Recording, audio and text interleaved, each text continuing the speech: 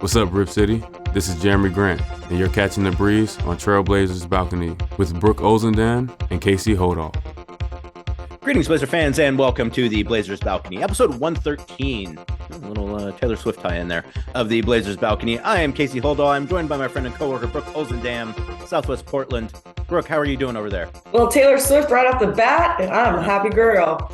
Yeah, I know. I'm already alienating over half the people listening probably because people have very strong feelings about Taylor Swift one way or another. But last night was fun, and I'm talking about the Super Bowl. Yesterday was fun, and no matter who you wanted, it was a great game. Taylor Swift obviously was in attendance. We saw her, but I thought it was sweet. But I will say, I do have a hot take. It's not really a hot take, but I was as a coach's daughter, I was very perturbed by Travis Kelce yelling at Andy Reid in his face aggressively the way he did. I don't care what he was saying. I don't care his take. I don't care his opinion. You do not do that, especially in public.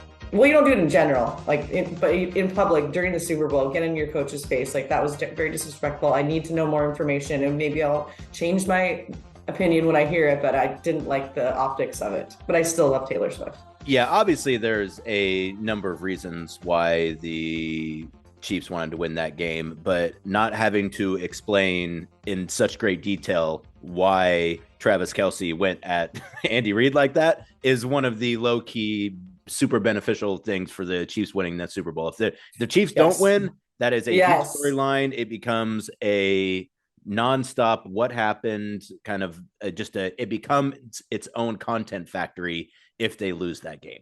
They win the game, and I think I saw the quote was like, oh, Travis Kelce was like, oh, I was telling how much I loved him and I was excited or something like that. So either. You can gloss over that when you win.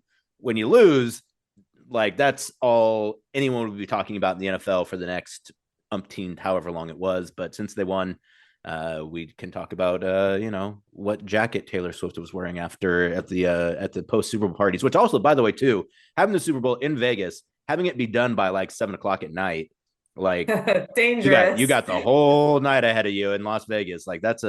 That's a ready made for a fun night out. So yeah, no, I thought it was a great game, fun game. I mean, the start of it was kind of buster, but it shaped itself into form. No penalties either. It was I kept seeing things that were happening during the game and be like, man, that's a 15-yard roughing the passer penalty in the regular season, but they let stuff go, which I think is great. And I love that too.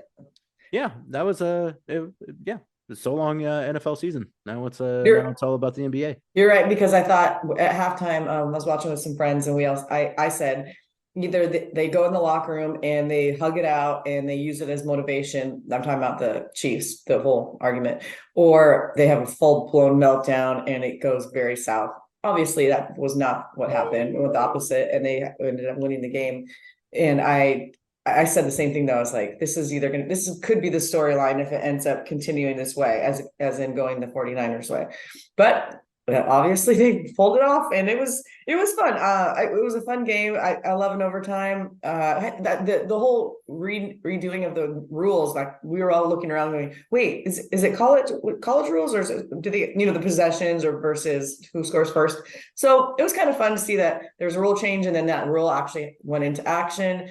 I don't know. I'm just trying to say it was overall pretty enjoyable. I thought it was a good game. And I really liked the halftime show, which I know we're going to talk about. And my buddy, I wanted to give him a shout out. CJ Anderson on Twitter was so funny because everyone that I was with was like, these are all your friends from London. I'm like, I know it's the halftime show. And then he said, this will forever be known as the Brooke Olzendam halftime show. And that meant a lot to me. Thank you, CJ Anderson. Thanks for remembering. Even Kelce didn't remember my Usher story. When we first got on here, we logged on before we turned it on for you guys all to listen. I told him that. He's like, do you have something with Usher? I was like, we literally had a full show about this. Well, no, in my defense. So for me, the story is a Ludacris story. Ludacris is always the one that I remember. And the Ludacris is the broader story. It's the more it's the whole night. I feel like your London study abroad story, I feel like the Ludacris one is the main one. Am I correct about that? Yes, you're very correct. So, and I knew there were and I remember a mention of Madonna. Mm-hmm. And I remember a mention of someone from Wu-Tang. Now maybe Ghost. Oh yeah. Yes, you knew the name. I forgot. You remembered it. And when I saw the tweet, I did think, I was like, wait, does Brooke have an Usher story as well too? Which you made sure to let me know that you did. Do you have an Alicia Keys one? No, I don't. The other one was Ricky Martin, and there was a few others, but we don't. We don't need to even mention them. But I do not have an Alicia. No Little John. No, never met Lil Jon. Okay. What was the guy in the funny little outfit? Jermaine Dupri. Yeah, Jermaine Dupri. Wasn't that Which he had like bows on his socks? Why was he wearing like the AC/DC like schoolboy? I don't know. It was weird with a tux, like, and it took me forever to figure out who it was too. And there was another guy who had like the glasses on, who I still don't know who that was. I didn't know who that was either. None of us did. That we were confused by that person, and then it took us a minute to realize the guitarist was. Is it her? Her, yes. No, that took like a half a beat, but we figured that out too.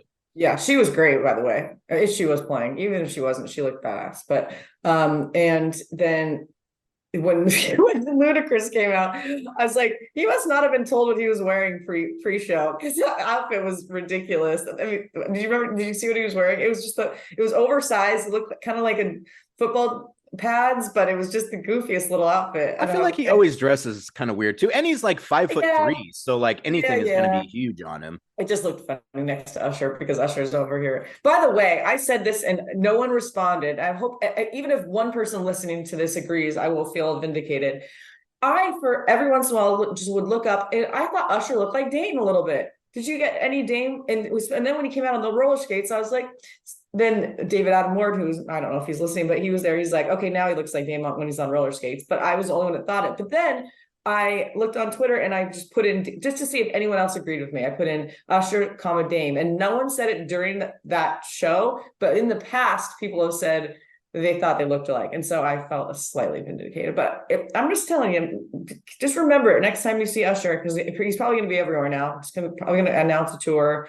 And obviously, like, I think he is actually going on tour now. Like, I think he is too. I think he is too. But I'm just saying there's some similarities. Their head shapes are similar. I would say. They have the same head shape. Thank you. They have the same head shape. Yeah, Thank you. They have the same head, and I feel like their build is kind of similar. Yes. And we know this because he took his shirt off, and that reminded me of when he had the necklace, and it kind of reminded me of Dame when he had the vest. No shirt look on the road, and I don't know. It just came to my mind, and I couldn't shake it. Every time I looked at him, I was like, I feel like it looks just like him. Again, I think I might be on an island on that one. But if anyone else thought that, please let me know so I don't feel so alone. Really good roller skating too. You're right. Like that was How did they do that? That was the most impressive thing the whole night to me. I cannot roller skate to save my life. So I can't either.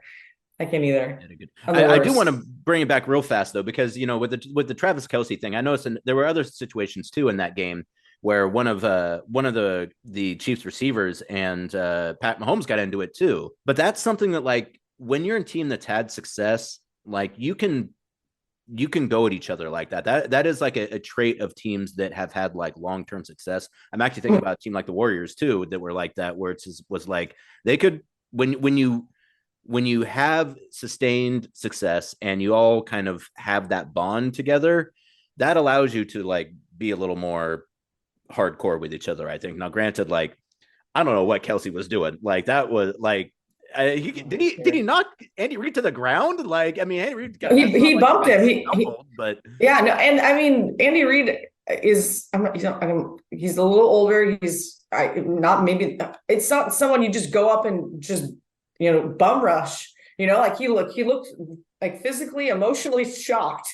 And I mean, he's not someone that shows his emotions on us, but you could see he like stumbled. Like, what if he fell over? That would be a whole other conversation we're talking about. If he went like rushed up on Andy Reid, surprised him, kind of nudged him, and Andy lost his, balance and fell over. What's a whole other conversation? I mean, I'm still bothered by it. Guys are so cranked up for the Super Bowl too, and football players are lunatics anyways. So like, yeah, there was the energy at the beginning of those games too. Like, it's been 2 weeks. Everyone's been talking about it. Like, I always feel like too, like the special teams guys especially, like, are out there, like, if they touch anyone, it's like they are going crazy, because you just have all this wild pinup energy and excitement that is understandable. But yeah, you gotta be able to channel it. So, but the Chiefs did. So congratulations to them. sorry to all the 49er folks. I feel like a lot more 49er fans in this area than Chiefs fans, obviously, because if you're not a Seahawks fan, the next closest team is the 49ers. So sorry to all my 49er fan friends out there, but you'll get them next time. The Eubanks family apparently is a bunch of 49er fans. I saw them. Drew and Haley had a 49ers party. I'm not sure why they're 49ers fans, but they are. So sorry to them. My friend Theo's best buddy, Noah, he's a 49ers fan. But other than that, I feel like, yeah, you're exactly right. I don't like the 49ers because I was raised a Seahawks fan. It just comes with the territory. So I think it is kind of bizarre when I look around and see 49ers fans, unless there's a connection. Okay, fine.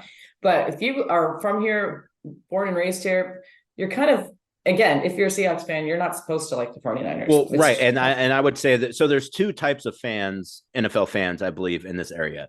Seahawks fans and people who pick another team specifically because they don't want to be Seahawks fans, because they don't want to support Seattle, which, as an Oregonian, understandable. Well, yeah. Okay. Well, I consider myself an Oregonian now, but I was raised a Washingtonian, and there is another NFL team nearby. I mean, it's just like, and the Seahawks have been good lately. Like when I was a kid, they were always terrible, and so like it was understandable why you wouldn't necessarily want to root for them. But no, they've been good for decades now. So yeah, either way. Yeah, and I was ironically was a Pete Carroll fan ever since his USC days, when I interviewed him when they won every year, and I really liked him then, and has remained the same up until, I felt bad. I saw it coming when you got, I don't know how they transitioned him to another role, but I think it was time. But I always really liked Pete Carroll for years. So I just rooted for him.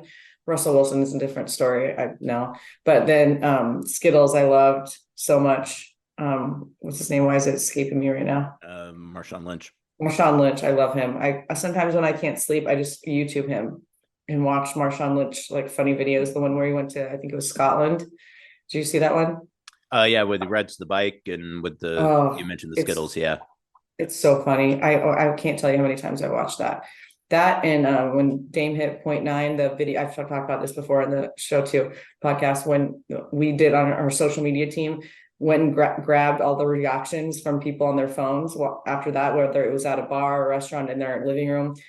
And I have probably watched that 10,000 times. And I'm not exaggerating. It's like, it's funny that's what you watch when you're trying to go to sleep. Like that, it's like, well, I feel like I've just accepted I'm not going to fall asleep. I'm like, might as well watch something I want to watch. That's probably more accurate. It's not helping me go to sleep whatsoever. Then I start crying and think of other things that make me sad. And then I go and watch soldiers coming home to surprise their kids at their school. And I really go down a rabbit hole. This is really, you got a wide range of, I do. You're really taking us to places, bro. Sorry, I will. No, have you ever watched the Marshawn Lynch, Will Arnett? I think it's called like Murderville. Yes, it's so good. Okay, good. Well, then I shouldn't have even asked, but yes, it is great. You should check it out. It's that whole little series is a fun time. I love him so much. Both of them I love. Yeah, they're both great. Well, since this is a Portland Trailblazers podcast, I suppose we should. Oh, that's right. Your Portland Trailblazers, who unfortunately have lost 4 straight, losing 2 in Denver. In back-to-back games or consecutive games, not back-to-back games. And then coming home to drop 2, one to the Pistons, 128-122 in overtime, the night of the NBA trade deadline. And then following that up with a low-scoring loss to the Pelicans, 93-84. A lot of injuries right now. Pretty much impossible to talk about the Portland Trailblazers at all this season, but particularly now without talking about injuries. They are down to basically what is left of the roster, not much of the starting lineup. I think DeAndre Ayton is the only player who started the first game of the year this year, who played in the recent game versus the Pelicans. They had to sign Ashton Hagans to a 10-day because they were short on bodies. They did trade for Dalano Banton from the Celtics, who had looked good in his first game with the Trailblazers versus the Pelicans. I imagine he, depending on injuries, is probably going to play some more minutes. In fact, I would imagine he'll probably start maybe even in the next game as they start a 2-game series versus the Timberwolves. But Brooke, Olzendam, right when it seemed like the team was starting to kind of get healthy and playing some good basketball, and they're not playing bad basketball right now necessarily, but you would have liked to win that Pistons game. You would have liked to have scored more than you would have liked to hit 90 points in the game versus the Pelicans. So right when it seemed like they were kind of starting to get a little something going, injuries rear their ugly heads again, and now they're back to playing with kind of a really shorthanded lineup. I think it's telling when it becomes kind of like a, I don't want to say laughable or jokey, but so when before the game, Coach Phelps always has a pregame press conference, and it's the local media, a lot of the other media from the other team, and the first question is always now, and it's like I said, it's somewhat laughable. Coach is like, "All right, go ahead." And it's usually Sean Highkin, so less Sean Highkin because someone's got to ask who's playing, who's not, and he kind of laughs, and Coach laughs because he's like has to, like, you can see him like looking up in his head who's going, who's not going, because at this point it's not normal, like I feel bad for him, I feel bad for the team, because it's difficult to, first of all, you got a game plan for the other team and their stars and how they play, and then when you don't even know who's going, until sometimes the day of, and sometimes an hour before, that's hard to prepare for a game. So coach will be like, he'll like go over it and then look at Rasan and be like, did I get it right? And that's tough. That's hard to go into a night like that where, you want to be prepared, you want to be ready, but there are things, and they are, but there are things they can't control, and that is the personnel they have on the team. And it's just difficult to go from game to game when you don't know. And then you're bringing up guys that have, and this is what I noticed when Kevin and Lamar were calling the game. Lamar at one point said, like, you can watch Chauncey, he's literally in-game coaching Ashton and yelling out like what to do on offense, what to do on, because I mean, he's never practiced with the team. He showed up and had to play his first NBA game, and then started, and he doesn't know the offense. And you can't ask him to know a complete team offense from one like shoot around that morning. No. Where he he even said, can't really even ask trying. him to know a few plays other than the ones that I'm assuming that the remix does some of the same things the Blazers do. Sure. Other than that, you really can't expect him to know anything. Yeah, but I was super impressed, as was Chauncey, by Ashton. Was very professional about it, was put in a difficult situation where the game came down to the line, and kudos again to Jerami Grant. What an amazing performance that night. Just gave it his all. Like when he had that and one at the end where he literally fell on the ground and just hoisted it up there and it went in. That man was tired. I gave it his all. I was so proud of him. It was funny. There's a guy that was sitting right in front of me where I sit in the corner in the tunnel. And he looked at me, he goes, Jeremy, and Jeremy had like maybe 38, 39, but he was like on a tear. And he looked at me, he goes, he's going for 50. I was like, that'd be great. And then the game kept going, then went to overtime. And I'm like, he might, but I really wish we weren't in overtime. Like, I wish that this one just was solidified. But he almost went for 50. Career high 49. What a performance by him, but very proud of Ashton Hagans for coming up and just taking on the task, and in clutch situations where I'm sure he's been in clutch situations in prior games, whether it was with the remix or in college, all that, but to be in a team we haven't played with and on the biggest stage there is, I thought he held himself well. And you can see there are times he's like, I don't know if I should shoot it, pass it. I don't know what to do here, and sometimes he did, sometimes he deferred. It has to be stressful to be in a situation like that. And all in all, which every time I say that I laugh, because I remember it was part of something like an English class in high school where it says you can use all in all when you're wrapping something up. So whenever I say it, I think of it. All in all, I thought he handled the stress very well, and I was very proud of him, and he did the best he could. And then you bring in Dalano, who, was one of those performances where you want to be like, wow, can he do this every night? And I don't know if he can, but it was still a highlight of his first game as a Blazer. The first game in general was his performance. So happy for him. That dunk was sick. And I don't know if that was a accurate portrayal of what he'll be able to do every night. I like to be hopeful and think that he can. We'll see. But it was great, and I was happy for him and Ashton. I thought they both have handled the situations they've been in. Dalano in one game, Ashton in two. They both handled it well.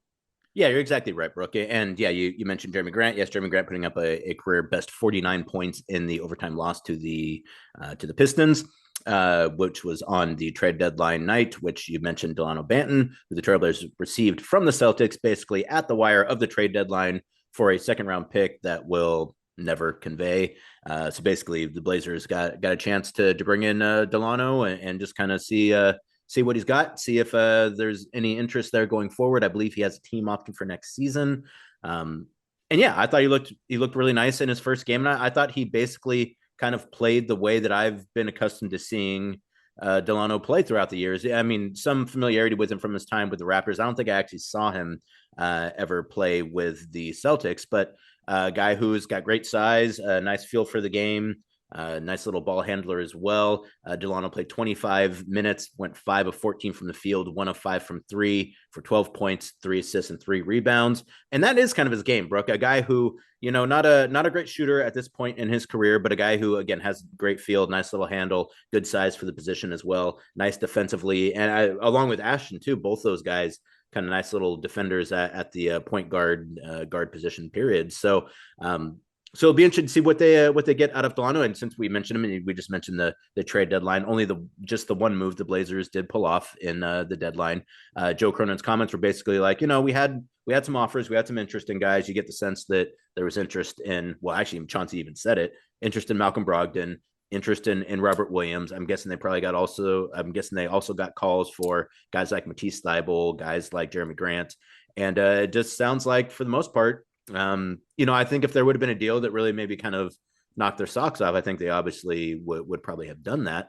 But I think basically they decided that the offers that they were given were not worth the expense of not having these guys on the team, at least for the rest of the season. So they decided to keep those guys around, talked about wanting to see the team gel a little bit, which is why it's also such a bummer too. They've got a bunch of injuries again.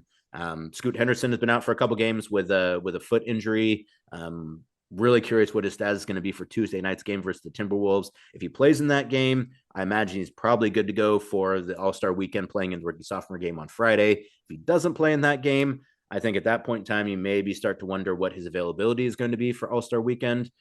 He's the only player at this point for the Trailblazers who will be participating in All-Star weekend. As we mentioned, Shaedon Sharpe, core muscle injury, had surgery, will be re-evaluated in 6 weeks, which would put that somewhere around March 22nd, which means there'd be a couple weeks left in the season. So a possibility that Shaedon comes back, but he will definitely be out at least for the next 6 weeks. Malcolm Brogdon out for the next 2 weeks after he received treatment to address tendonitis in his right elbow. Not entirely sure what the nature of that injury is. I know that he's had maybe something similar when he was in Boston last season as well. And it says that he received treatment for it, which usually when they say you receive treatment, that means you got some kind of procedure. So I don't know if that's like an injection. I don't know if that's some kind of minor surgical procedure. I don't know. But long story short, when they say you received treatment, that usually means something more than like, you got a massage or something like that. Or, I mean, guys receive treatment all the time. They get acupuncture, they get cupping, things like that. So again, I don't know exactly what the nature of that injury is, but he's out for at least the next 2 weeks, which puts him rejoining the team sometime beginning of March. And as I mentioned, again, Scoot has already missed 2 games with that left foot sprain. Ant has missed a game and a half with a left ankle sprain. He sat out the second half of the loss to the Pistons. If Ant is available in that game in the Pistons, the Blazers don't lose that game, as they were up 23 points when he went out. Was not able to come back in, miss the next game as well. Not sure what his status is going to be for Tuesday's game versus Timberwolves either, but you hope he will be available to play. Duop has also missed the last 2 games with knee tendonitis as well. That doesn't seem too serious, but he's a big man with knee stuff, so you want to take your time with that. So that's a significant amount of the rotation that is out of the rotation right now. That's a terrible use of word choice, but there it is. Which is again why it's such a bummer that now that we talked about once they got through the trade deadline, and I think we both kind of felt like it was more likely than not that they were going to generally kind of stand pat for the most part. And then at that point, who's going to be on your team, kind of what the landscape is. And you can kind of, start building on some of the good things that they were doing going into, the couple weeks before the trade deadline. Now they have all these guys out with injuries again, and you're starting, Ashton, who, as you mentioned, Brooke, you just signed to a 10-day. He's getting a start. You have Dalano, who, joined the team the day before, ends up playing 25 minutes. If both Ant and Scoot aren't able to go in the game on Tuesday, I would imagine Dalano will get the start at point guard in that one as well, or at least start at maybe one of the guards. So it's a little hard to. So you feel like you're kind of back to the point where you're like, yeah, they're playing some decent basketball, but what are we getting out of this if a lot of the guys that you're hoping to see aren't available to play. And so I think your interest really changes more to like, what is Jabari Walker doing and how is he coming along? How is Chris Murray, who was on the recent edition of the other podcast that we don't talk about, talking about I'm not familiar. I know Brooke hasn't listened to it. Toumani Camara, does he kind of get back into the rotation? Well, he never left the rotation, but is he getting an opportunity now to maybe go out there and play some more minutes as well? And then a guy like Baji too, getting an opportunity to go out there and doing what he can. Picked up 3 fouls in 11 minutes in the Pelicans game, so that kind of kept him on the bench for that one. Weird. But Those couple of those were not. Didn't think they were on him, and they ended up being on him. Like I remember Lamar was like, I think that was on Jeremy, and then Kevin was like, I think it was on Ashton, and ended up being on him. And it didn't. There were some odd calls on that game, but yeah, he's one of those guys where you just kind of like when Coach said at the beginning or halfway through the year, I forget when he said, I just let Scoot have 3 turnovers and then we talk. Like he's a point guard. Like makes sense. He's going to have, he's trying to do a lot. He's going to have 3 turnovers. And when he gets to the third, we have a little chit chat about, okay, we got to do better. What's how you doing? Yeah. Like, hey, how's your mother? Yeah. And how's your father? how's your father? But then I think with Toumani, I think it's the same situation with fouls because he's so aggressive and I'd say Matisse too, but Matisse is like a stealthy killer. He doesn't even like make contact when he gets his steals, but Toumani is very aggressive and very handsy. And I say that in the most positive way. Like he had that push on the screen the other day and he was like, what? Yeah. And I was like, Oh yeah. But I mean, I love it. I love the aggression. But. Oh, I love it too. So I'm saying Toumani is allowed to get into foul trouble a little early because that's just his game because he's trying to get everything he possibly can. So he's going to make contact. So that's really my point on that one. I'm not surprised that he got into foul trouble, and I think you kind of come to expect it with how aggressive he is. So, but yeah, I agree with you. Like looking at. And Jabari has been a lovely storyline this season with just how far he's come from where he started. And I know, and I say this all the time, like he's become a fan favorite for his effort, the energy he brings, which is, he talks about it all the time. Like that's part of his game. Like that's what I want to do when I get on the floor.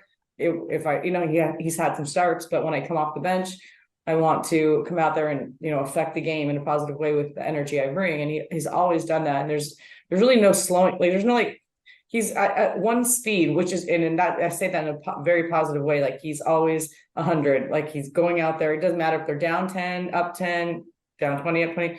Jabari is going to give you the same thing no matter what. And I love that I feel like fans have come to expect that from him and promote him and support him for it, because that's the kind of player that our fans like. That goes out there and just like, I'm going to do no matter what I can, no matter what, I'm going to do what I can to affect the game in a positive way. And that's with his energy. And he rebounding sometimes. He's like, wow, I didn't think he was going to get that.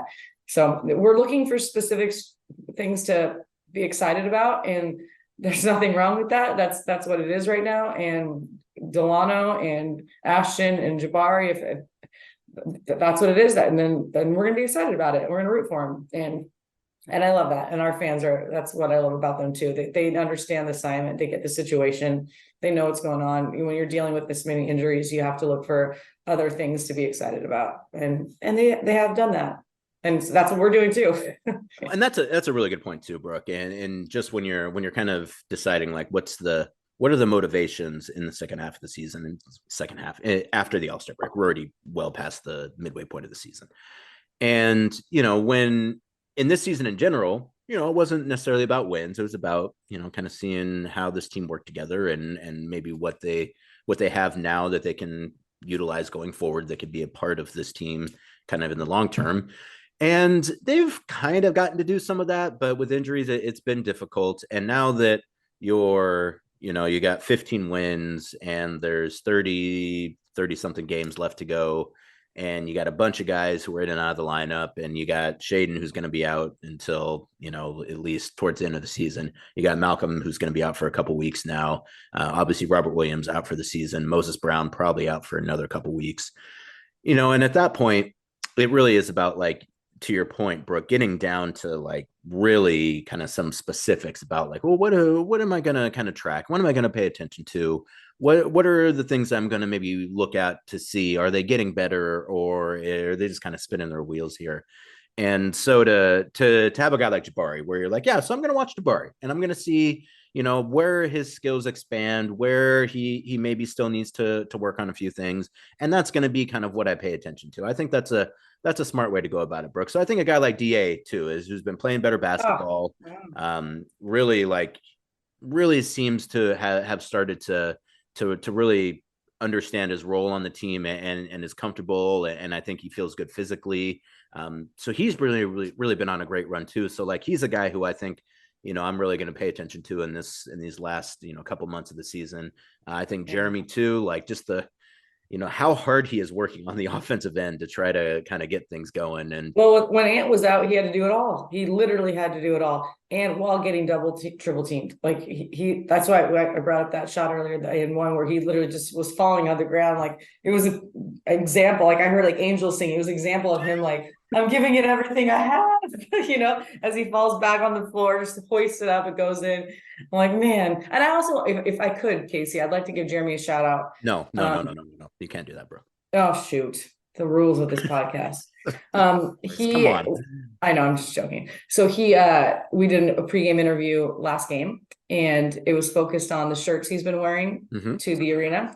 And so we did a deep dive, and he was great. And so what he decided long ago, like I think he said this summer actually, what he said when he knew Black History Month was coming up, he and his kind of crew decided it was him. I mean, he spearheaded it, but said, I want to do a shirt with a different quote every day of the month, like literally every day of the month. So if we don't see him, if it's not a game day, I assume he's wearing a shirt if he goes out to the mall. I don't know. Because if you were going to ask me which guy on the team is the least likely to not wear a shirt to the mall, I would definitely pick Jerami. But in general, I would imagine you're right. He is probably leaving a house with a shirt on for the most part.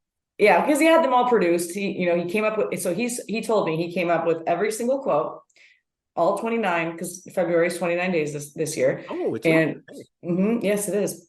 So he has a quote, and I asked him, and I go, what's your favorite? Do you have one or two favorite quotes that really like resonate with you? He's like, all of them. I don't know if that's because he couldn't remember some of the quotes, or if he just wanted to say I like them, which I get because he made them all himself, which I understand how I would be proud of myself too if I came up with 29 inspirational quotes. And so he has a shirt every day for the month that he came up with, and it's just to raise awareness, make you think a little bit about different things. They've all been different.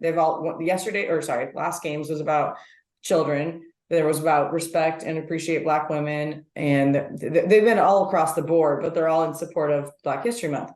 And it was fun because I wanted to give him love for what an amazing performance he had basketball wise, but also he does so many other things off the court. So like it was a combination of let's talk about your shirts, why it's important to you, and oh my gosh, what a performance the other night. Of course, I knew what he'd say. I even kind of set him up. I was like, I know you would have preferred the win, but what a night, what a rhythm you were in. He's like, yeah, I was in quite a rhythm, but I would always choose a win. I'm like, I know that, but it was I just wanted to showcase him a little bit because I think that's pretty cool. Because we talk about his fashions all the time, and he could be coming in rocking, Valentino head to toe, and he's taking this month as an opportunity to use all the eyeballs that are on him when he walks into an arena for the cause that he wants to talk about, and I think that's fantastic. So I just wanted to give him a shout out because I think it's really cool what he's doing this month.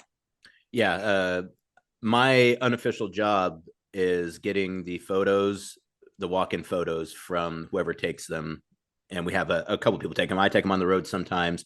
Brucey's back on the road, so Bruce is taking them for the most part now. When we're at home, Stephanie or Zohela takes them, and I don't even know exactly how it happened, but my job is to get those photos to Jerami's people in order for Jerami's people to be able to post them now. So I feel like we're playing a small role. You are. Well. Yeah, absolutely. We all are.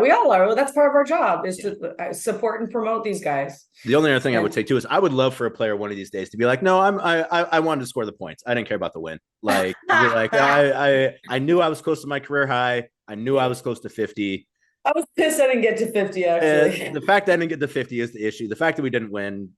We got another game tomorrow. We can always win another game some other day. I can't always score 50 points in a game. Oh, so that's funny. Just once, I like a guy to come out and be like, no, it would have been better if I could have gotten the individual accomplishment and the team thing, whatever. It would have been really extra funny if it was Jeremy. He was like, yeah, I was Jeremy pissed. can be like, yeah, no, Yeah, I don't care about the win. Are you kidding me? Wins, losses. I just want to get to 50. Like, I got to get the bag. I think that would have been so out of the character. It would have been hilarious.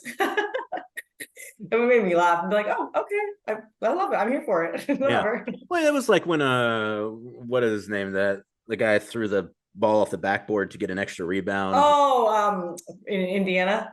Yeah. Ricky. Halliburton. No, well, no, that was an actual great play.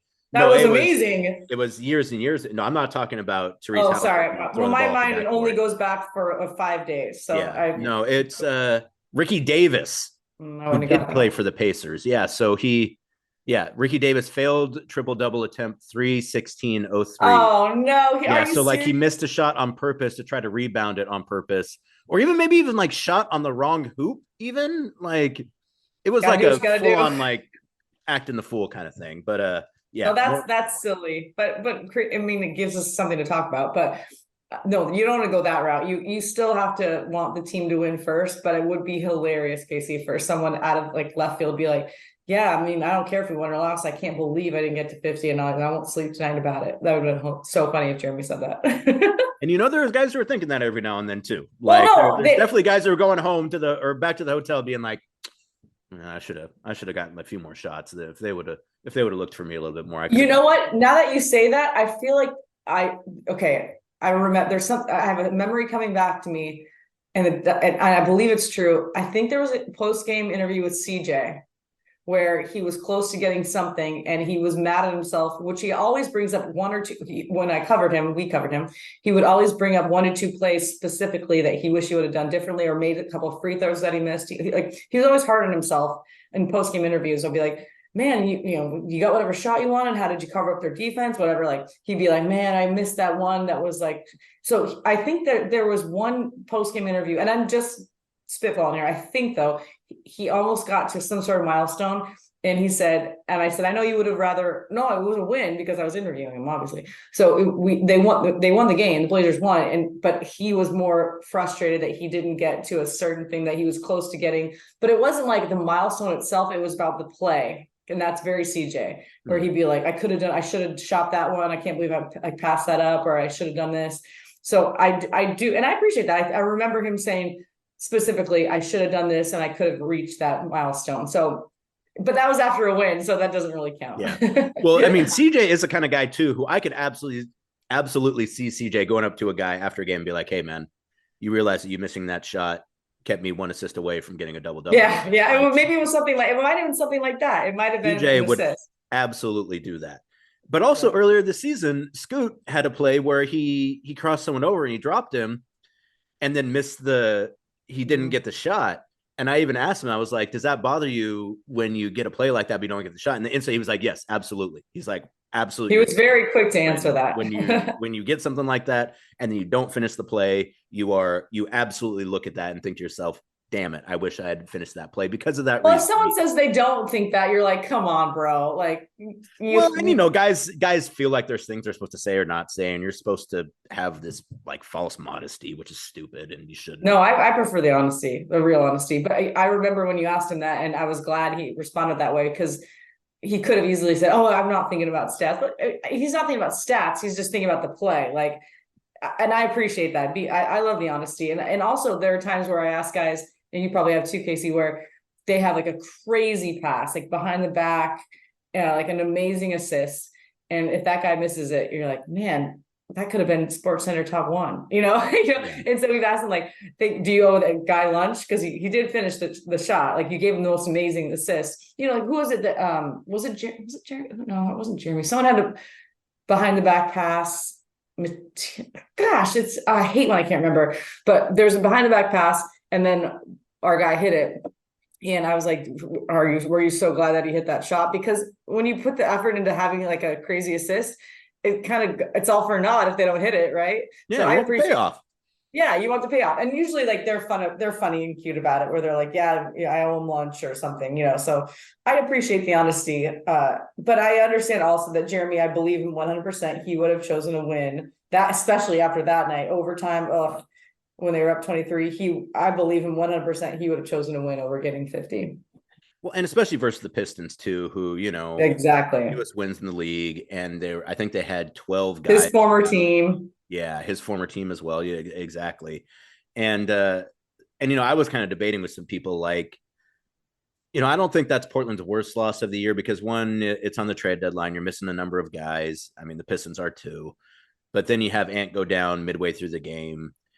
And when you lose a game to the Thunder by like 62, that's your worst loss of the year. Like even though the Thunder are a better team, like Okay, it depends on your.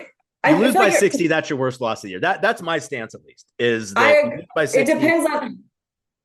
For me, it depends on how you look at your range of emotions about a loss. If you're looking at like factually the worst loss, yes, obviously OKC was. But when you are up, I'm just plain devil's advocate. When you're up by 23 in a game and Jerami Grant, who's kind of putting the whole team on his back, is going out there and literally giving it everything he has. And you're watching, I mean, I'm thinking of little like details about a game rather than just like, losing by 60, that was rough.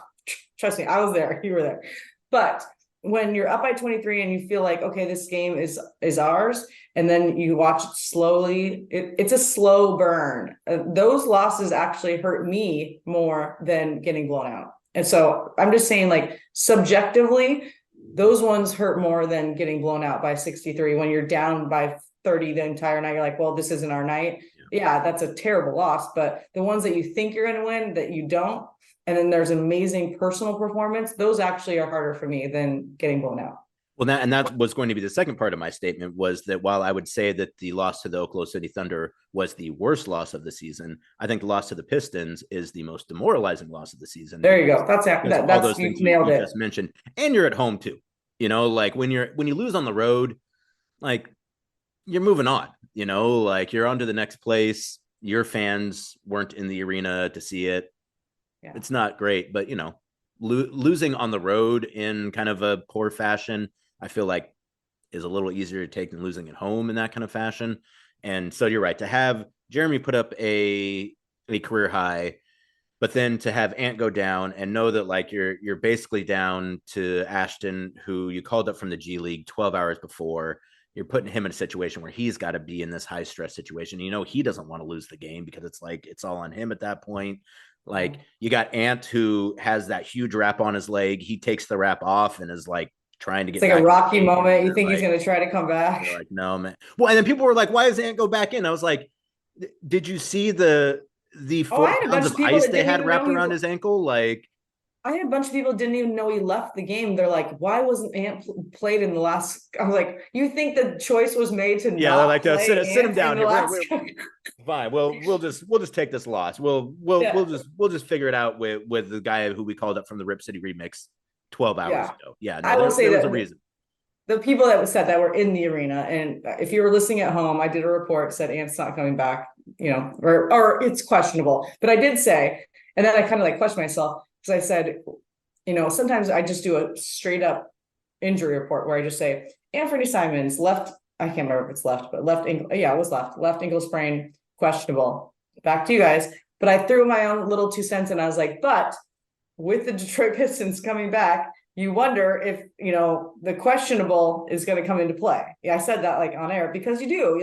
And then overtime happens, and you just said, Casey, he takes his wrap off and he starts like kind of massaging his ankle, like almost.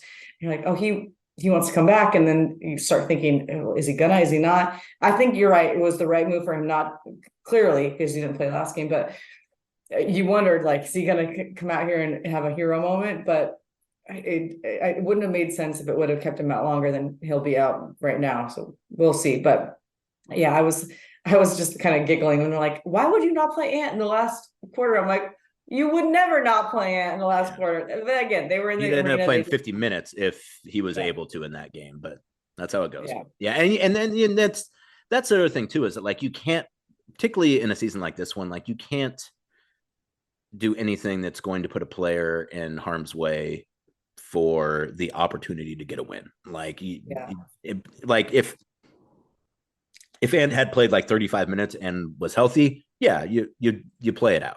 But like you have, if a guy's played, Jerami even playing whatever, however many minutes did Jerami play in that game? 40. Well, no, he played 41 minutes versus the Pelicans, and he played 45 minutes versus the Pistons. Like that's a lot of minutes.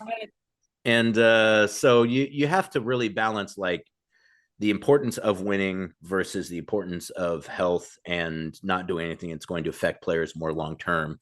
And so they have to make that calculation. And in the case in that game versus the Pistons, the calculation there is that like, hey, would it be nice to win this game? Sure, we'd feel good about winning this game. But like, Ant's already injured. If he had a worse injury because we're trying to win a game in mid-February versus one of the few teams below us in the standings, like it just doesn't pencil out. So like you understand, even though it is disappointing. I know the Ant wanted to get back out there, and players want to play, and they don't want to lose either. And and they don't want to lose in that situation either. Like they don't want to lose to the Pistons. So if they could be out there, they would be, but you have to kind of protect players from themselves from time to time, and that was the situation in that in that Pistons game.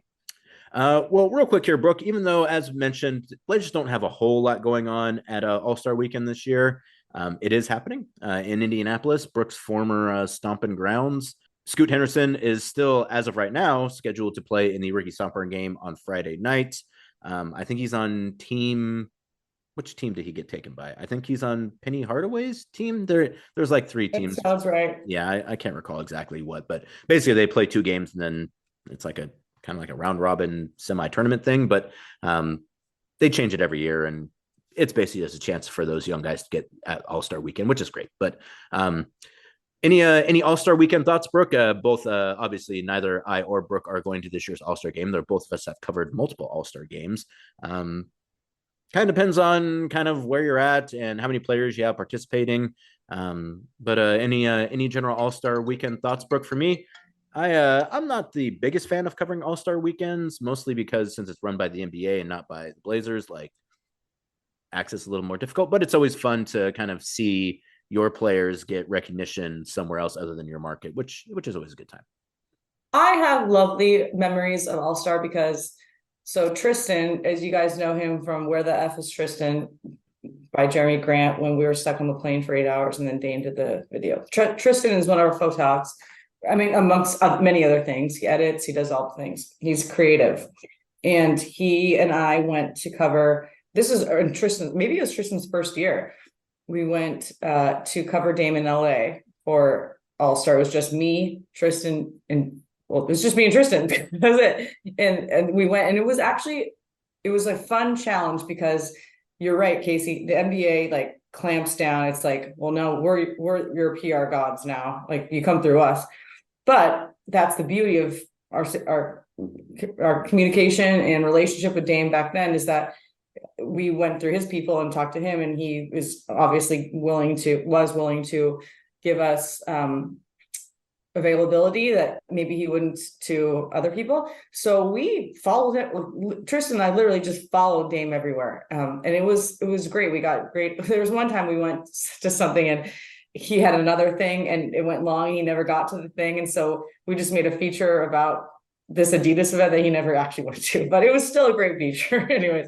But my thoughts on this year is, so everyone, if you didn't know, I did work for the Pacers in my first NBA stint for 3 years. And so I lived right across the street from the arena, Harness Factory Lofts. So Indianapolis is actually a wonderful city for conventions, All-Star games, anything that like everyone is coming into town and doesn't know what to do, like or the city. It's a great spot because everything's walkable.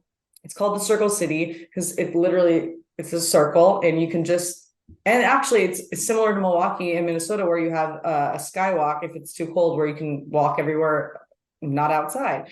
But it's a sports city. They love their Colts, they love their Pacers, they love their Hoosiers, and it's the holy land of sports bars. Everywhere you look, it's a sports bar. You walk in, 9,000 TVs, all the hot wings, all the breadsticks, everything, like every beer, you can imagine. It's a great place to go for an all-star game. So if you are going, I would say you'll have a blast. And just know that you don't rent a car, just walk around, and you don't need anything like that. Everything's walkable, and it'll be fun. I mean, I'm so glad I'm Casey and I were talking. I mean, the season is a lot for everyone. Obviously, the players, they're actually playing in the game, but this break is nice because we're home so much in February also, that I'm just taking advantage of being at home for so many days in a row. And I'm gonna paint, I'm going to garden, I'm gonna do like random things that we don't get to do during the season. And usually I go, like last year I went to Hawaii, the year before I went to Mexico, and this year I'm not doing zilch. I'm literally just chilling, and I can't not wait. Yeah, same here. Yeah, and All-Star weekends are, yeah, when you have players who are willing to like do things outside of the NBA stuff, that's the best stuff. And you're right, like these events. Sorry to all my Adidas people, I'm not going to be at the party this year. I know that I'm usually the guy everyone wants to talk to at the Adidas party, but I'm not going to be able to make it this year, folks. I apologize. But yeah, no, when you have guys who are there and it's always the outside events that are always the best stuff. So yeah, like last year when we were with Dame in Salt Lake, where he obviously had a bunch of interest because it was time Weber State. That was a good time. New Orleans was a great one. Met a bunch of rappers backstage. That was a night that I somewhat recall. But yeah, so check out Scoot hopefully in the rookie sophomore game Friday nights. I don't know exactly what the time of that is. It's probably about 5 o'clock since it's a 2-hour time difference, a 3-hour time difference. I hope he's able to do that. I really do. I hope so too. Yeah, that'd be good for him. And then Dame's in 3-point competition. I know he's not on our team, but I'm just trying to think of the events I want to watch. So he's in 3-point competition. That dunk field. I was just gonna say, that's what I was gonna ask. Who's in the dunk field? Jaime Jaquez, Jaylen Brown, Obi Toppin's brother, and Mac McClug again. Okay. Yeah. I don't know if that'll be catch the fever. On my list. They gotta, so they had success getting players excited about the in-season tournament, and I think part of that is because of the payout. They got to start paying guys for the dunk contest. Like whatever it's going to take, pay them. So if it takes $1 million to get participation, just give them $1 million each. Like we got to figure something out or get rid of it, because like the once proud NBA dunk contest getting turned into what it has become now is it's not right. Obi Toppin's brother plays in the NBA. In the NBA. What's that? Obi Toppin has a brother who plays in the NBA. Apparently. Yeah. And he plays for the Knicks. I just looked it up the other day. He's played like 4 games. I think, I was not aware of that. So, and again, I'm sure he's a nice dunker, probably a great guy, but I'm sure he's a nice dunker. I mean, like the point is to have people in an event that people are going to be excited about watching. So no, I agree. It can't just be like, who is willing to do this, which is what it feels like it is now. Who doesn't have any other plans this evening? Yeah. Who can we get to come to Indianapolis for 4 days when they could otherwise be on vacation? That's so pay them money. Open up the checkbook, Adam. Let's pay these guys cash. So that's gonna do it for this edition of the Blazers Balcony. We will talk to you next week. Actually, when we talk to you next week, we might take next week off with the All-Star break. As Brooke mentioned, so we play the Timberwolves on Tuesday and Thursday, which leads into the All-Star break. And then I don't believe we play again until Thursday. Mm-hmm. I believe it's a whole week actually off. And to your earlier point, Brooke, I feel like a lot of times we're usually on the road at the start of the All-Star break. So you got to like fly back, or we have a game like right at the beginning or once it gets over. This year, quite a bit of time. And and that's the whole theme of February is like multiple days off, which you're just not really accustomed to having. So no, it's so bizarre. It's so bizarre, but it's lovely. I've made so many pasta salads. Pasta salad is like, that's the Brooke, like I have time off of making pasta salads. Yeah, I am the queen of pre-making food and having it ready. I love leftovers. So my friend Nick, who I was at his house for Super Bowl yesterday, he made like all this food, like so much food. And I'm like, God, you're gonna have leftovers for days. He's like, yeah, it's so funny because my family doesn't eat leftovers. I was like, what?